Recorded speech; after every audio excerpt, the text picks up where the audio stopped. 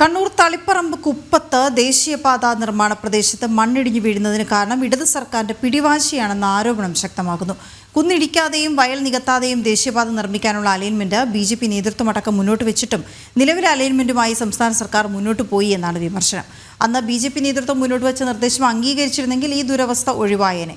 മിഥുൻ പിള്ള ചേരുന്ന വിവരങ്ങളുമായി. മിഥുൻ, അത് നാട്ടുകാരുമൊക്കെ ചൂണ്ടിക്കാണിക്കുന്നൊരു വിഷയമായി മാറിയിരിക്കുകയാണ്. വിവരങ്ങൾ എന്താണ്?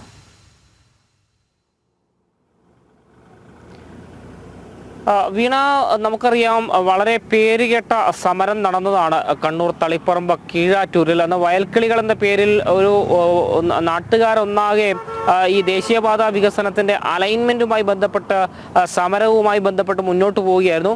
മാസങ്ങളോളം നീണ്ട സമരത്തിനൊടുവിൽ സംസ്ഥാന സർക്കാരിന്റെ പിടിവാശി അവിടെ ജയിക്കുകയും നാട്ടുകാർ തോൽക്കുകയും ചെയ്യുന്നൊരു സാഹചര്യമായിരുന്നു. കാരണം ഈ കീഴാറ്റൂരിന്റെ വയൽ കീറിമുറിച്ച് വലിയ കുന്ന് ഇടിച്ചുകൊണ്ടാണ് ആദ്യഘട്ടത്തിലെ അലൈൻമെന്റ് തീരുമാനിച്ചിരുന്നത്. ആ അലൈൻമെന്റ് അത് ഒരുപാട് ജനവാസ മേഖലകളെ ബാധിക്കുമെന്ന് കണ്ടാണ് ആ തീരുമാനത്തിൽ നിന്ന് പിന്മാറണമെന്ന് ആവശ്യപ്പെട്ടുകൊണ്ട് നാട്ടുകാർ ഒന്നടങ്കം രംഗത്ത് വരുന്നൊരു സാഹചര്യം ഉണ്ടായത്. അന്ന് ഈ സമരം ന്യായമാണെന്ന് കണ്ട് BJP നേതൃത്വം ആ സമരത്തെ പിന്തുണയ്ക്കുകയും ചെയ്തു.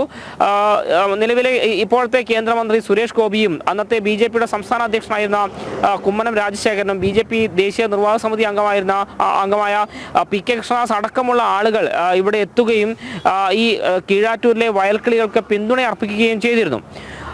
ഇത്തരത്തിൽ വലിയ പരിശോധനകൾ നടന്ന് അല്ലെങ്കിൽ ജനങ്ങളുടെ അഭിപ്രായങ്ങൾ കേട്ടുകൊണ്ട് അവിടെ ഒരു ഡ്രോൺ സർവേ അടക്കം നടത്തിക്കൊണ്ട് ഈ പ്രകൃതിക്ക് ദോഷം വരാത്ത രീതിയിലുള്ള മറ്റൊരു അലൈൻമെന്റ് ഈ BJP നേതൃത്വം സജസ്റ്റ് ചെയ്യുകയായിരുന്നു.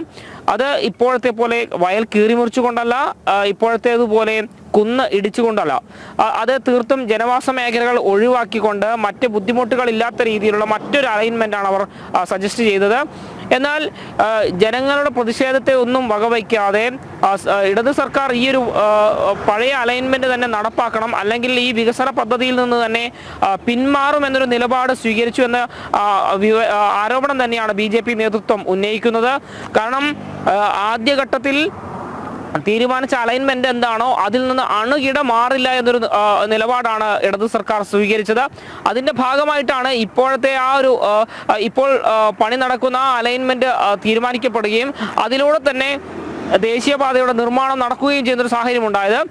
അതുതന്നെയാണ് ഇപ്പോൾ ആ പ്രദേശത്തെ ജനങ്ങളുടെ ജീവിതം തന്നെ ദുരിതത്തിലാക്കുന്ന ഒരു സാഹചര്യത്തിലേക്ക് കാര്യങ്ങൾ കൊണ്ടുപോയത്. കാരണം അവിടെ വലിയ കുന്നിടിക്കേണ്ടി വന്നു, വയലിന് നടുവിലൂടെ പാലം പണിയേണ്ടി വന്നു.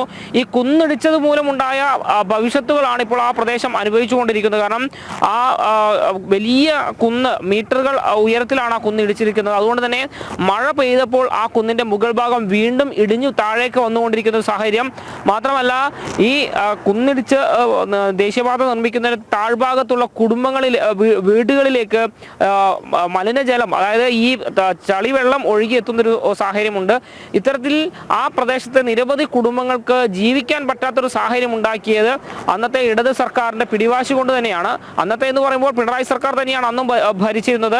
ആ പിണറായി സർക്കാരിന്റെ ഒരു പിടിവാശിയാണ് ഇപ്പോഴത്തെ മുഴുവൻ പ്രതിസന്ധിക്കും കാരണമെന്നൊരു ആരോപണം തന്നെയാണ് BJP നേതൃത്വം ഉന്നയിക്കുന്നത്. അന്ന് BJP മുന്നോട്ട് വെച്ച അലൈൻമെന്റ് ആയിരുന്നുവെങ്കിൽ കുന്നിടിക്കാതെ വയൽ നികത്താതെ മറ്റൊരു അലൈൻമെന്റിലൂടെ തന്നെ ഈ റോഡ് നിർമ്മാണം മുന്നോട്ട് പോകുമായിരുന്നു.